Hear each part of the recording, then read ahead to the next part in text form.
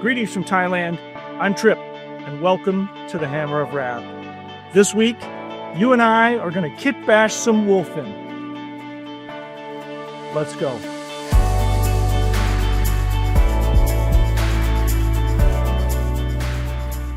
Thanks for joining me in the studio. This week, you and I are going to kit bash some primaris Wulfen so that the models don't look so goofy. But first, my family and I recently had the chance to travel to Thailand, and during that week-long excursion through an amazing country, we had the opportunity to visit an elephant sanctuary deep in the southern Thai jungle. Now, unfortunately, due to the demands of tourism, it's actually a bit difficult to find an ethical elephant sanctuary, and I use the word sanctuary very loosely, and they often overwork and exploit the animals, making them travel the same small circuit over and over again all day. But after some dedicated research, I was able to find a reputable sanctuary deep in the jungle where the elephants were given a very long break in between visits, were treated very well, housed and cared for in modern facilities, and we even got the chance to help feed the elephants after the ride. That was just the start of my family's adventure in Thailand, and in future videos we'll talk a little bit more about that, but right now, let's talk about the Wulfen.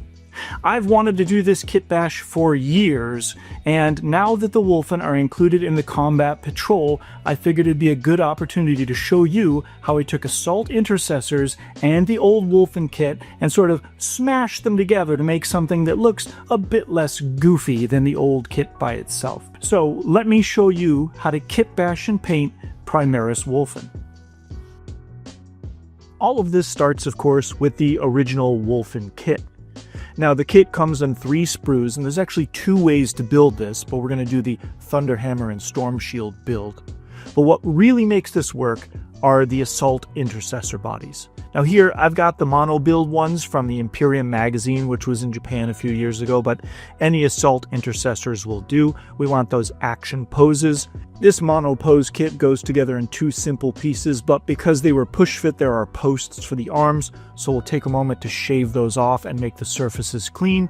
And while we have our hobby knife out, we'll also shave off the Imperialis on all the chest plates to make them look a little more wolfy.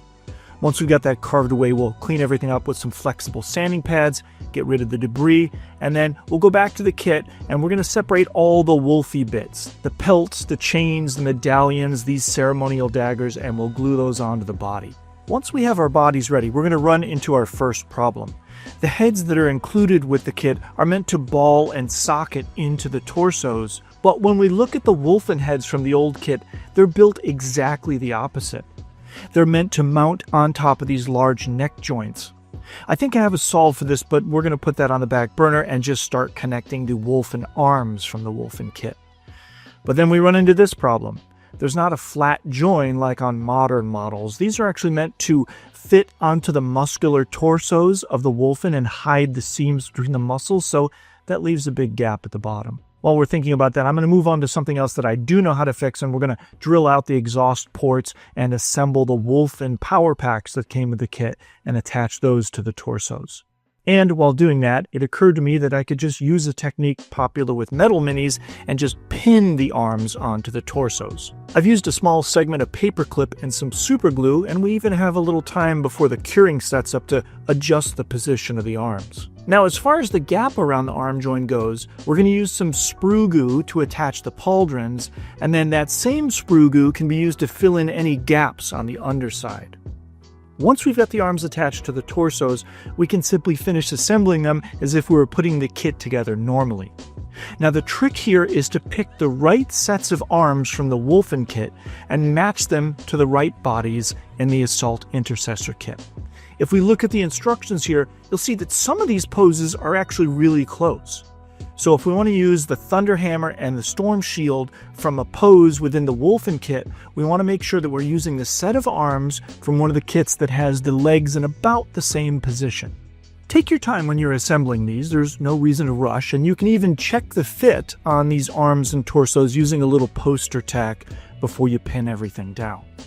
Now, at this point in the video, I usually go through my painting process step by step, but as I've mentioned before, I've done a lot of Space Wolves videos at this point, and I go into very specific step-by-step detail in those videos. So if you want to see how this recipe works, I'll walk you through it in any one of those other videos. But I thought this time we would just talk a little bit about the Wulfen, and there's my assistant, who is not nearly as helpful as he believes he is.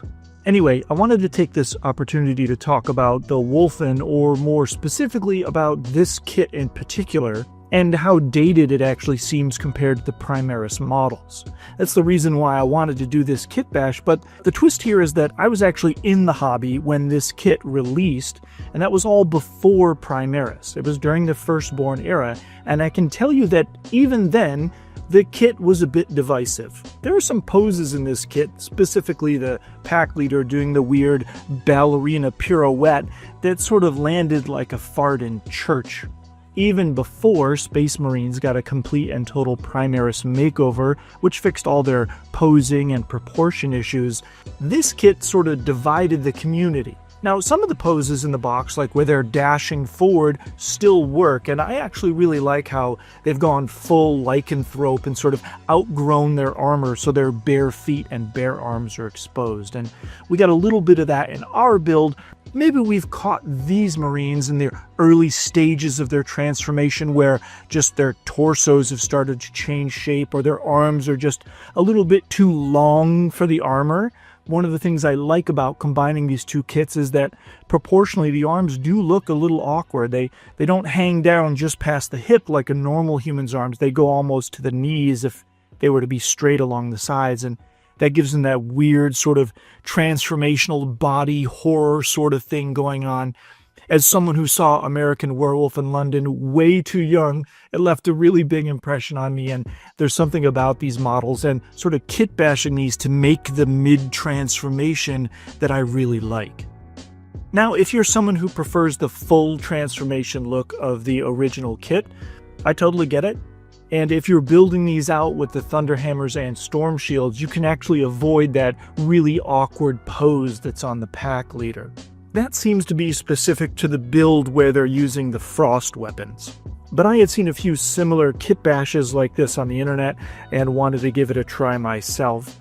Much like the Thunderwolf cavalry that Games Workshop seemed to ignore during the range refresh over the summer, I did look online to see if there were 3D proxies, and there are actually a few different proxies up on sites like Cults that are really good, but knowing that I had these Assault Intercessors that I purchased a few years ago, thinking I would use them for some future project, and seeing that the Wulfen were included in the new Combat Patrol, I figured I would take this opportunity to sort of smash the two kits together and try my hand at this specific sort of build.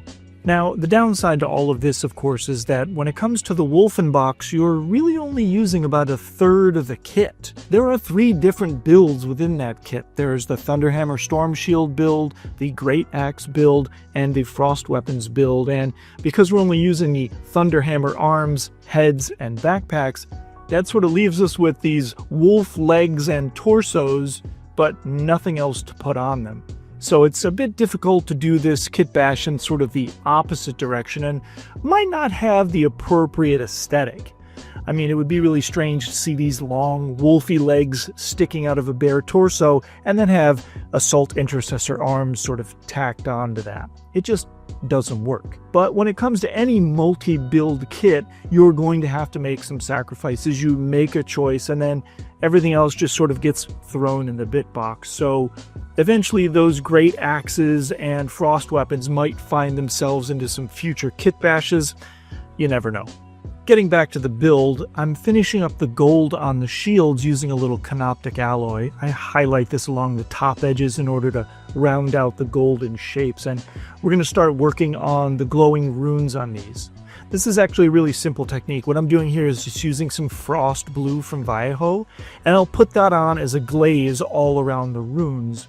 And once that's dry, you'll see it dries a little darker.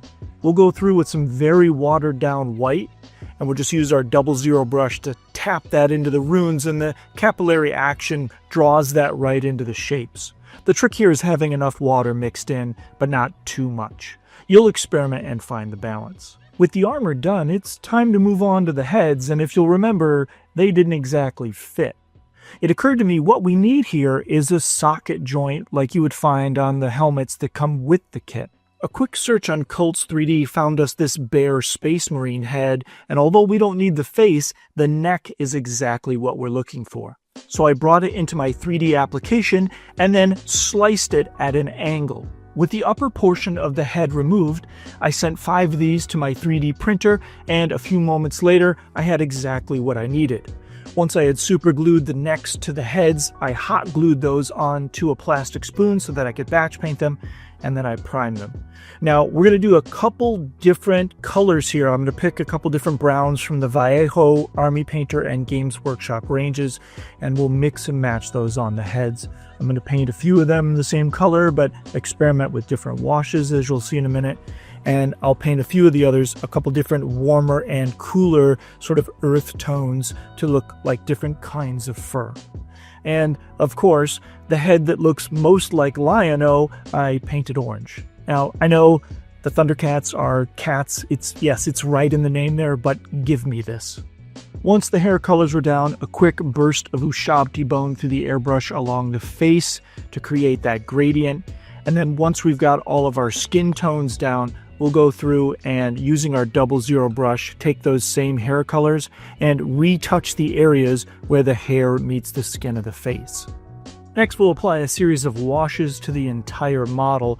Here, I'm using Reikland Flesh Shade over the orange. This gives us a really nice warm hue, and I've used Agrax Earth Shade over the browns. Once the washes are completely dry, though, we'll go ahead and mix some Ushabti bone into each of the colors, and then do a quick dry brush in order to bring out the highlights of the hair.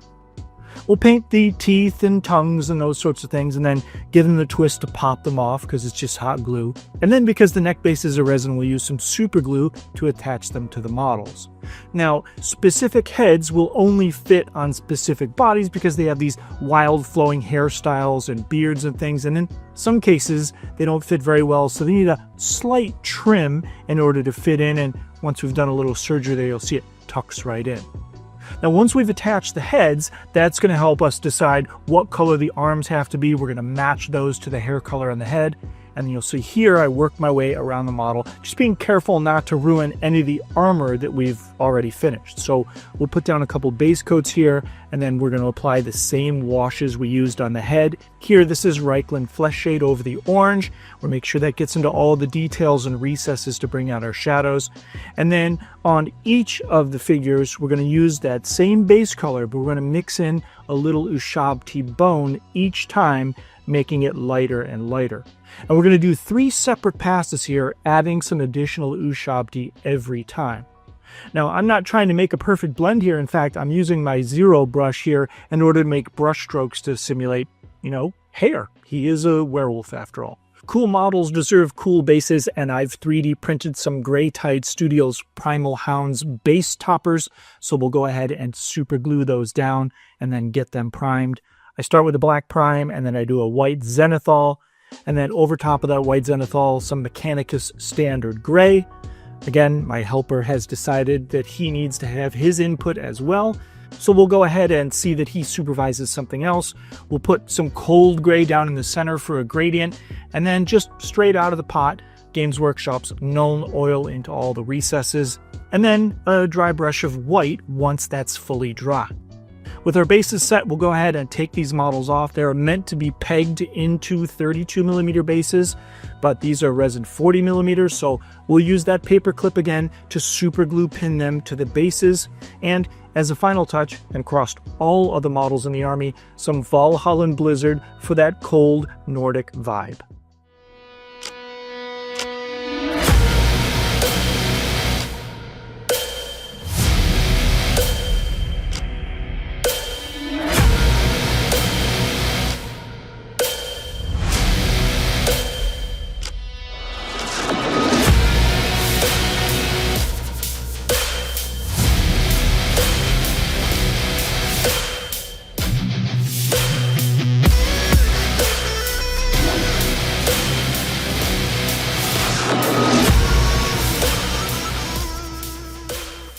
Well, there you have it. some primaris kit-bashed Wulfen to help bring the kit up to modern standards. I hope you enjoyed the video. It was my genuine pleasure to make and share it with you. If you'd like to support the channel, like, comment, and subscribe. Help drive us to the front page of YouTube as we approach 15,000 subscribers. And of course, if you'd like to support the channel in other ways, you can always check out the Patreon linked in the description below. Joining the Patreon at any paid tier grants you access to our private Discord server where like-minded hobbyists help each other out every day with honest and kind feedback.